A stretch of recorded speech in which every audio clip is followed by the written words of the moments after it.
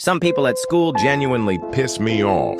Like I'll just be chilling in class until the popular kid just starts spewing out some brain rot like 6, 7. Like shut the f up, it's 7 a.m. I didn't wake up and go to school to hear you Yapping about tra-la-lalo, tra-la-la, or some bullshit.